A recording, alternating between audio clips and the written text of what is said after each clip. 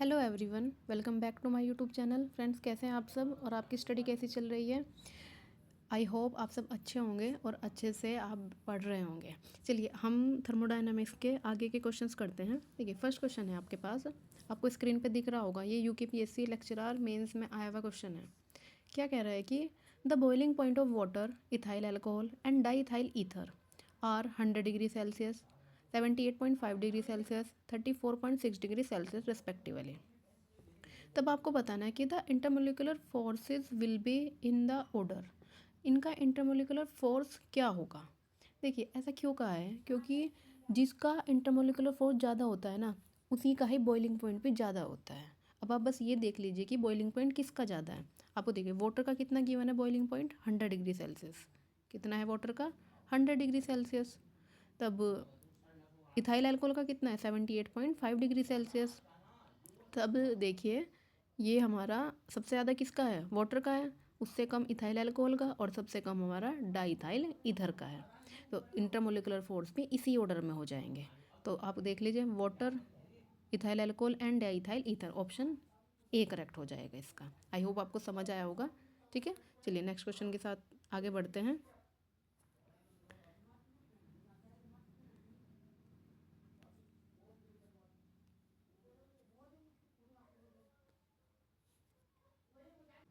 देखिए, next question है हमारे पास, the normal boiling point of a liquid at temperature which vapour pressure of the liquid is equals to. आपको बताना है कि एक द्रव्य का सामान्य क्वथनांक वह ताप पर द्रव्य का वाष्पित द्रव्यमान के बराबर होता है। आपको ये बताना है किसके बराबर होता है। देखिए, ये होता है हमारा 760 मिलीमीटर ऑफ Hg, यानी कि पारे के बराबर होता है। ऑप्शन डी क्या हो जाएगा इसका, ऑप्शन डी करेक्ट हो जाएगा। ये कितना होता है, ये 760 मिलीमीटर ऑफ Hg। ये आपको डायरेक्ट ध्यान रखना है, नॉर्मल बॉइलिंग पॉइंट किसी भी लिक्विड का। ठीक है,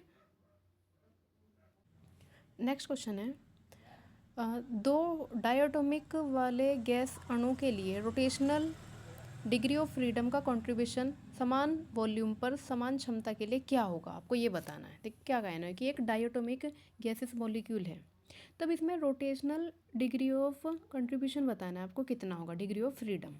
ठीक है, किस पे, एट कॉन्स्टेंट वॉल्यूम पर। अच्छा, नॉर्मल सी बात है, आप पहले ये समझिए कि डिग्री ऑफ फ्रीडम कितना होता है डायटोमिक मॉलिक्यूल के लिए। देखिए, ये होता है हमारा 2। कितनी होती है इसकी वैल्यू, 2। कैसे, देखिए, डायटोमिक मॉलिक्यूल मान लिया हमने O2 है, 2 ऑक्सीजन है। अब कुछ भी कहो, ये लीनियर ही तो होगा ना, इधर से भी इधर से भी। चाहे आपको इसको, अगर आप इसको वर्टिकल कर दो तब भी क्या होगा, ये लीनियर ही रहेगा। तब इस केस में एनर्जी कॉन्ट्रीब्यूशन कितना होता है हमारा। देखिए, डिग्री ऑफ फ्रीडम तो होता है 2, डिग्री ऑफ फ्रीडम कितना होता है 2, और एक का कंट्रीब्यूशन कितना होता है 1/2 RT। ये होता है एक का कंट्रीब्यूशन। लेकिन अब हमारे पास कितने हैं, 2 है ना। ठीक है, तो हम क्या करेंगे, इसमें 2 से मल्टीप्लाई, ये आएगा। तब यहाँ से 2 से 2 कैंसिल आउट, कितना बचा है RT। ठीक है, ये कितना बचा है RT। अब देखिए, तब ऑप्शन क्या क्या है इसमें, R कैलोरी डिग्री पर मोल इनवर्स, या फिर 3/2 R। देखिए, टेम्परेचर को इन्होंने हटा रखा है हर ऑप्शन में से, तब हमारा कहाँ है R, ऑप्शन ए में है हमारा R कैलोरी पर डिग्री पर मोल। तो ऑप्शन ए ही करेक्ट होगा। ये सारे यूकेपीएससी लेक्चरर मेंस में आए हुए क्वेश्चंस हैं। चलिए नेक्स्ट क्वेश्चन को देखते हैं। क्वेश्चन में क्या कहा गया है, which of the following liquid has maximum viscosity. आपको बताना है इनमें से सबसे ज़्यादा विस्कोसिटी किसकी होती है। देखिए, विस्कोसिटी का मतलब होता है गाढ़ापन। अब जो भी ज़्यादा गाढ़ा होगा मतलब उसकी विस्कोसिटी ज़्यादा होती है। वैसे तो हनी की विस्कोसिटी सबसे ज़्यादा होती है, बट ऑप्शन में अगर देखें तो हमारा जो ग्लाइकोल होता है ना, जिसे ग्लिसरीन कहते हैं, इसकी विस्कोसिटी इनमें से सबसे ज़्यादा होती है। तो ऑप्शन ए करेक्ट हो जाएगा, ग्लाइकोल। ठीक है, चलिए नेक्स्ट क्वेश्चन देखते हैं हम।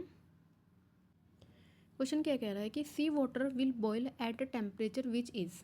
आपको बताना है कि जो सी वाटर होता है किस तापमान पर उबलेगा।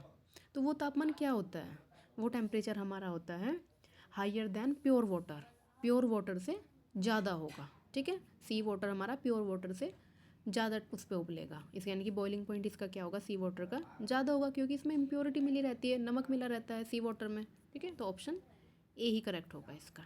ठीक है, चलिए नेक्स्ट क्वेश्चन देखते हैं। देखिए क्वेश्चन पढ़ते हैं पहले। The increase in entropy in the evaporation of 1 mole of water at 100 degree Celsius, delta H vaporisation दिया है आपको 2259, कितना है 2259.4 जूल पर ग्राम। देखिए ये जूल पर ग्राम में है। अब एक बात देखिए, आपको एक एंट्रोपी का फॉर्मूला याद होगा, delta S equals to delta H V upon T. हम ये ध्यान रखते हैं। आपको डेल्टा एच वी भी गिवन है और टेम्परेचर भी गिवन है 100 डिग्री सेल्सियस। हम इसको केल्विन में तो चेंज कर लेंगे। अब आप एक बात देखिए, हमारा जो आंसर है उसमें कहीं भी ग्राम नहीं है। इसका मतलब वाटर का ना हमें ग्राम पर मोल इसका मोलिकुलर वेट लेना पड़ेगा। मोलिकुलर वेट वाटर का कितना होता है, ऑक्सीजन का 16 और ये 2 हाइड्रोजन कितने हो गए 18 ग्राम पर मोल। ठीक है, ये हुआ। अब देखिए आप बस फॉर्मूले में रखिए delta S equals to M delta H upon T. एम की वैल्यू कितनी 18 ग्राम पर मोल, अगर आपको यूनिट भी साथ में रखने हैं ग्राम पर मोल है। और डेल्टा एच की वैल्यू कितनी है मल्टीप्लाई 2259.4 ग्राम इनवर्स और ये जूल था अपॉन टेम्परेचर। देखिए 100 में 273 ऐड करेंगे तो कितना हो जाएगा 373, ये होगा। देखिए ग्राम से यहाँ पे ग्राम कैंसिल हो जाएगा और ये केल्विन में है। जब हमारा आंसर आएगा जूल पर केल्विन पर मोल में आएगा। आप इसको सॉल्व करना और हमारा सॉल्व करने के बाद हमारा आंसर आएगा ये 109.03। आप खुद से सॉल्व करके देखिएगा एक बार, जूल पर केल्विन पर मोल। देख लीजिए कौन सा ऑप्शन है, ऑप्शन डी करेक्ट है। ऑप्शन डी हो जाएगा हमारा इसका करेक्ट आंसर। ठीक है, चलिए इसको देखिए, इस सीरीज में हमने 4-5 क्वेश्चन देखे हैं, ये सारे यूकेपीएससी में आए हुए ही क्वेश्चन हैं। मिलते हैं नेक्स्ट वीडियो में। Thank you so much for watching.